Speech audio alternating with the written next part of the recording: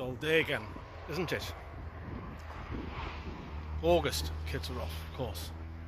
A storm coming in, a lot of smoke in the atmosphere, turning the moon yellow or red, and then it's nice sunrise. Well, it would have been if you could see under this overcast sky. How's that going? There are 3 clusters of personality disorders. I suspect there's actually more. Actually, you can probably invent a few more which might appear in the DSM next version of the Diagnostic and Statistical Manual. That will be the DSM-6. But as far as the DSM-5 is concerned, 3 clusters. Cluster A, that's the eccentric and odd. Cluster B, that's the emotional and sort of outgoing and unconstrained. Cluster C is anxiety ones. Cluster B, that's narcissistic personality disorder, borderline personality disorder, antisocial PD, and histrionic PD. It's very rare to see a histrionic PD, I should say, is almost exclusively found in women. It's very rare to see that in men. Very rare.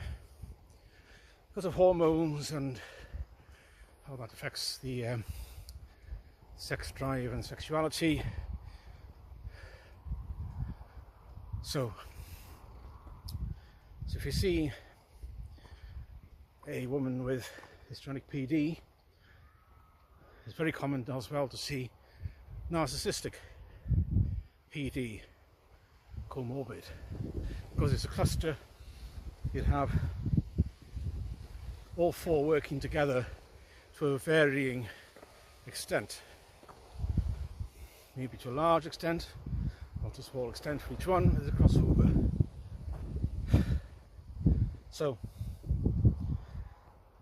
separate to that are, yes, I have got the brolly, I don't trust it,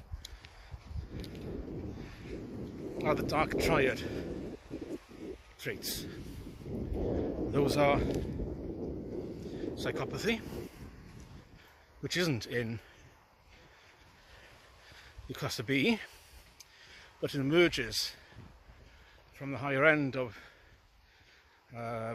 antisocial and narcissistic. Somebody's on the high end of those PDs, very high end I should say, are also tend to be psychopaths, who can turn into psychopaths more likely than somebody who isn't. And you can have somebody who's a psychopath isn't necessarily a narcissist. But you more commonly see somebody who is a malignant narcissist at the higher end. They're more likely to also be comorbid. They're also more likely to say to be psychopaths than you are to find somebody with psychopathy to also be narcissist. It's that way around.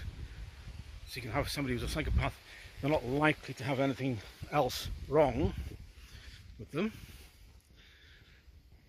as if that's bad enough. Oh, that wasn't bad enough.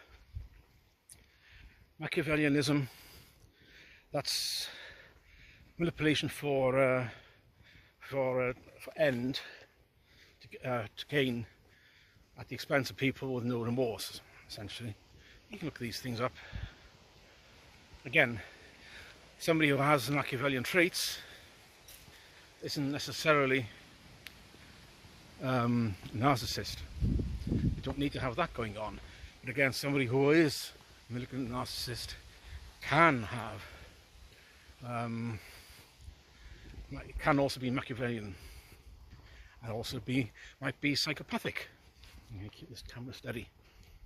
It says. Somebody's been around here with a mower.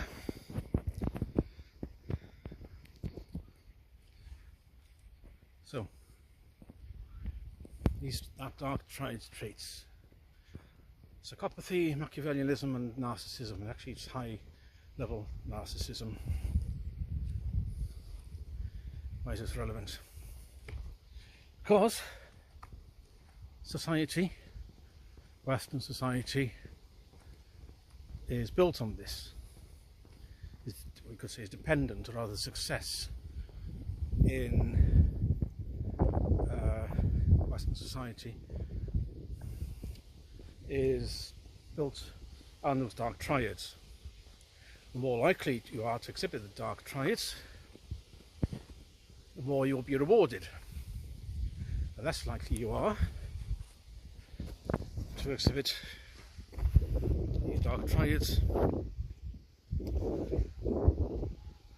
the less career success, the less resources, the less power you accrue. So this isn't how you build a healthy society where people feel they have a stake in it. It's a society where people very soon realise that you're not going to succeed, say just through qualifications and perseverance and industriousness. You needed the ability to stab people in the back without any remorse, to be callous. And once people start seeing this at the top, which is what happens in board level, it filters down. Once you see them getting away with it, as we've seen in the city, everyone else thinks, well, why should the rules apply to me? Obviously don't apply to them. It doesn't apply to politicians who are dark triad. So it filters down. That is a very good example of filtering down, isn't it? When people sit and understand that they've got essentially nothing left to lose, if they're being held back, they're being honest, they're being held back by not betraying, but not using. So what? They may as well join in the fun. You wouldn't think that score VO2 max 42.3, would you? Supposedly that's very good, not far off superior. It's actually excellent, not far off superior. That was walk up there. I wouldn't be able to cycle that. So I have no idea how fit Geraint Thomas is to be able to cycle up the Alps. There we are. Yeah, that's not very good. So, okay, the shredded wheat has been packed into bales, huddling together for warmth in the fields next to me. It's a dark triads.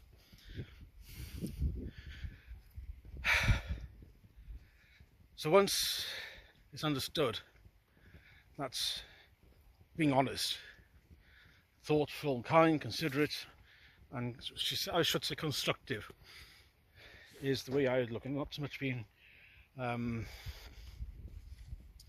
shall I say useful, constructive in knowing what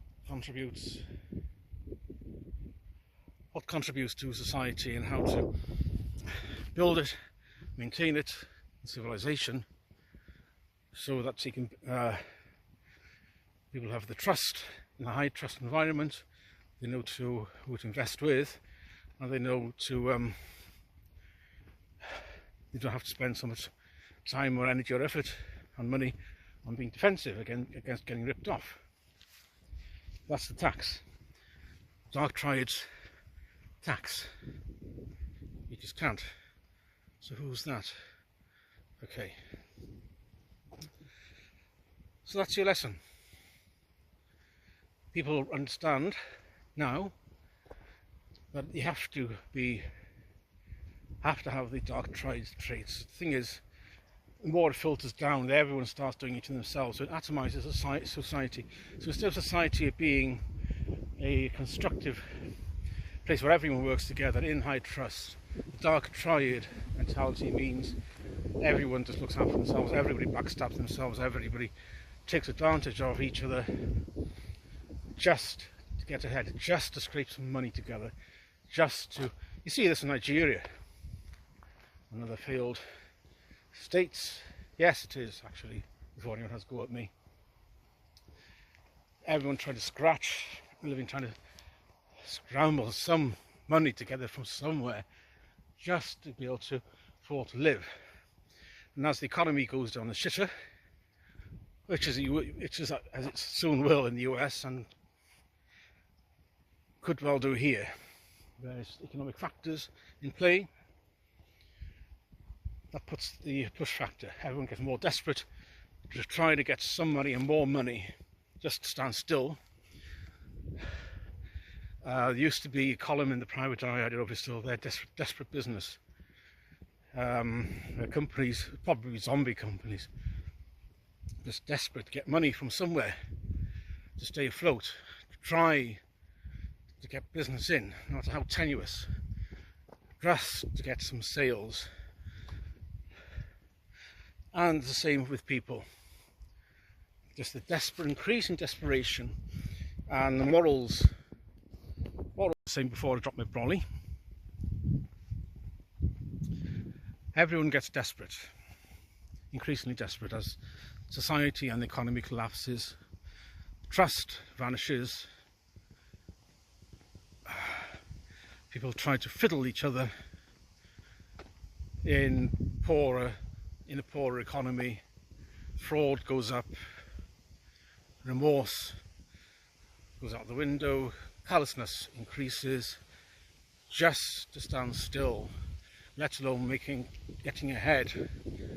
And those who do get ahead will do it as a result of, more likely out of these dark triad traits more than anything else, because of the callousness that's needed to do it. Maybe less narcissism, certainly the Machiavellianism. So that's what you got to look forward to. Brilliant, isn't it? And it would be nice if we lived in a society, in a high trust society, where people didn't do this, if it could be constructive. They knew to behave, not to be selfish, not to be greedy, but just to build something sustainable, and where you're confident that the society and the economy was going to be able to function sufficiently well. You didn't just have to resort to these techniques, but we don't. It is pretty much a free-for-all of grabbing whatever you can from anywhere by any means. And it's not nice, is it? And this is far removed from being kind. Actually, it's less to do with our social problems. It's just a bog standard Western disease of consumerism and wanting everything as best at the lowest cost, and wanting as much of it. And when you see opportunities to make legitimate money shrinking, you resort to illegitimate means to achieve it. This was discussed and deprogrammed last week at the Culture Forum. There we are. I'll join these two individual pieces together at some point. It's actually quite nice up here in the Magpie. Oh well, it didn't rain. That's today's thoughts the dark triad. So what you think about that?